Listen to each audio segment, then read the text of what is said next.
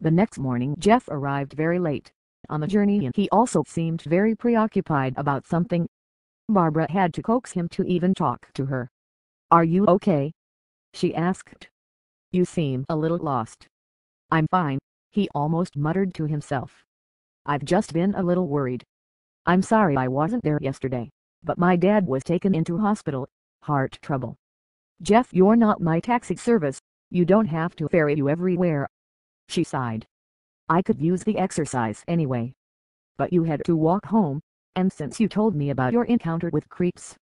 He shifted uneasily in his seat. "How come?" "Well, you remember I told you about a girl that lived in your house. Some people think he may have killed her." That really grabbed her attention. "Sarah Winterfield?" "Because he thought she had burned down the servants' quarters and killed his family." "I guess so." Jeff glanced sideways, trying not to lose his fix on the road. "The anniversary of the fire is coming up pretty soon. He's kind of crazy. If he knows you're living in that house then," she stopped him, "you think he may be after me next?" "Look, I can't be certain. I know I said it's best not to talk to anyone about Sarah, but Miss Faulkner used to know her, you know, before she disappeared. She does seem pretty open about it." "Have you ever met Sally Faulkner?" Barbara asked. "I met her yesterday. She seems like a nice girl." Jeff seemed to stiffen. "I know of her. I've seen her around, I mean. But most of the students here have a thing about well, you know, teachers' children. She already told me about that." Barbara seemed rather disappointed that Jeff would be at the level. "I mean, that's hardly fair, judging her just because her mom's a teacher." "It's not just that," he protested, doing his best to hold out. "There's all these strange stories about her. Have you seen how much she looks like Sarah?" Jeff gave into a deep sigh. "Most people see her as bad luck. I don't care what this Sarah looked like, that's no reason to treat Sally like a freak." Before she could continue, the car pulled into the school grounds. As they were both late, there was no time to finish the debate. "Meet you back here after school if you want a lift," he shouted, before heading up to class. Barbara made her way towards her block, but paused. She could see Sally hovering about outside, folder clasped against her chest. How come she's not in class? "Hey Sally!" she cried out, running up to her new friend. "What are you doing out here alone?" "I wasn't feeling too well," she responded. "So you're getting lifts from the great Jeff Newborn? You're lucky." That comment struck her. "Do you know him?" "We were kind of close one time." "Well, I thought we were." Sally laughed to herself.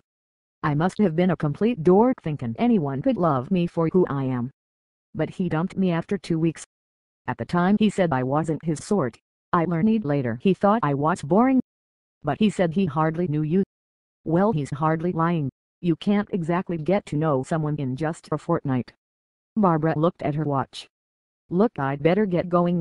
It's only my second day and I'm already late." She chuckled. "See you at lunchtime." She headed off to her lesson feeling rather strange. As it turned out that Mr. Winkler was off with the flu, and that the lesson had been cancelled. At break time she took Jeff's advice, and went to see Miss Faulkner. Her advisor was busy cleaning her desk. "Barbara, please come in." She seemed very surprised to see her. "I wasn't expecting any visitors this morning. How are you settling in? I take it all your stuff is in place." She sat down at her desk. "Please take a seat." She edged slowly into the room and sat down. "Well, it's only my second day, but everything seems okay. Sally tells me you spoke to her yesterday. I'm really pleased that you took the time to befriend her like that, going against the grain as they say." Miss Faulkner smiled, trying to make her guest more welcome. "So what can I do for you? I've heard a few stories about the Winterfield house, about Sarah and the fire and all that. And someone suggested that you ask me." She started tapping her fingers on the table. "Well, I can't fill you in on a few of the details." She sat back ready to begin. "Sarah was the daughter of the last heirs to the Winterfield family, the founders of the town. It all happened quite a while ago, when most of the current parents were about your age as was Sarah." "Tell me about her," Barbara pleaded. She had to know what was going on, how it involved her present situation. Miss Faulkner nodded.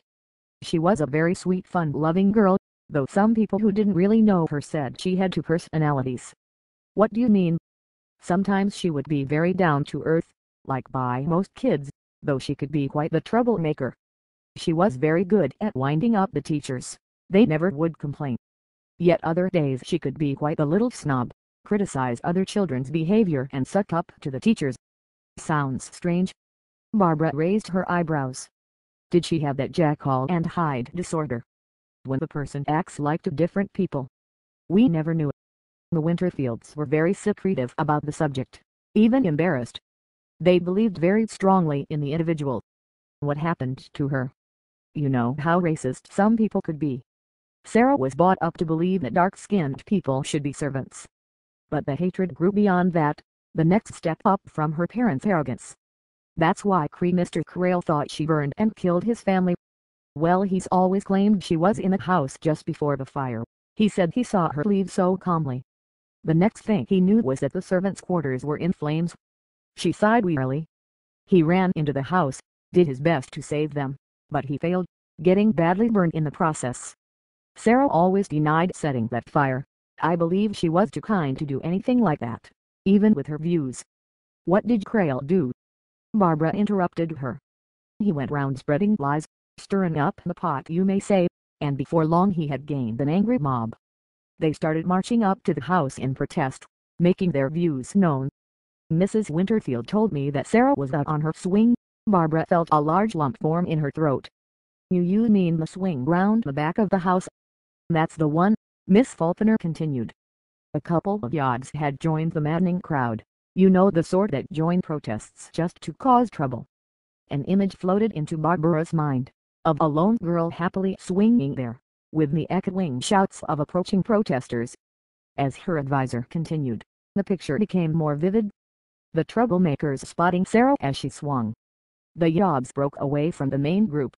They forced her into the woods that night, and Sarah Winterfield was never to be seen again. No body, no item of clothing found. The disappearance destroyed the Winterfield family. They moved away a short while later. The house remained empty till you arrived. Did they ever find the yobs? Yes, in the woods, but there was no body. There was nothing the police could do. Her eyes ran deep into Barbara. There is a story that Sarah's spirit still haunts those woods. And the swing? What if it was Sarah I heard giggling?